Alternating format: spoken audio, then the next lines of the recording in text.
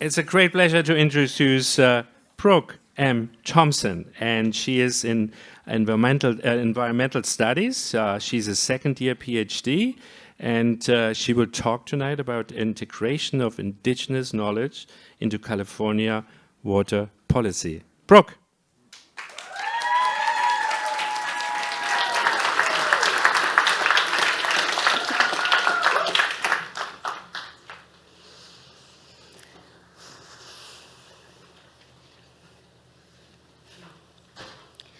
I grew up in Northern California on the Yurok Reservation, living with my grandfather, Archie Thompson. This is a photo of me as the day I was born with him on my reservation. We grew up as speaking the Yurok language and as salmon fishermen, and my grandfather was one of the last speakers of the Yurok language. He also instilled a love for fishing in me, and with both of those, I learned that in the Yurok language, there's differences in words for spring and fall Chinook salmon. And the spring salmon translates in English roughly as the very good tasting salmon. And it's the salmon that you usually want to eat fresh, such as fish on sticks, as you'll see on the screen. And then there's the fall salmon, which will come later in the year, has different behaviors, and also is a type of salmon that you want to hang and smoke for later in the winter. That's when I was surprised that in California, the spring and fall Chinook salmon were not considered different species on the Klamath River.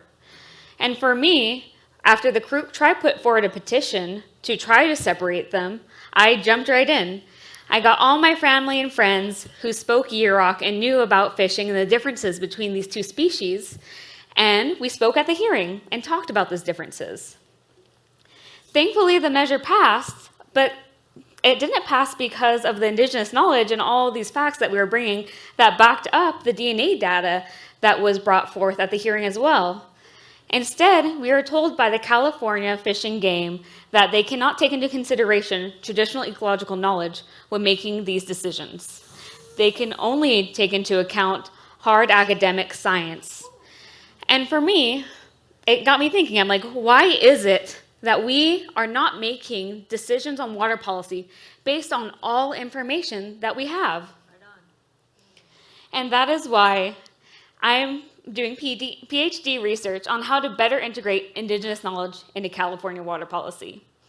I'll be doing this specifically for California, and I will be conducting interviews with tribes and state water policy makers in California to figure out what barriers exist to integrating indigenous knowledge into current water policy. You may say, Brooke, there's over 109 federally recognized tribes in California. How are you going to do that without becoming an old woman by the time you graduate? And I'm not. I'm splitting the tribes up by water region, which is differences by geology and hydrology, aka soil differences and water differences, and selecting the largest tribe by population in each of those regions. And that is because, with my research, I want everyone to know that indigenous knowledge is valid and that science should be using all available data. Thank you.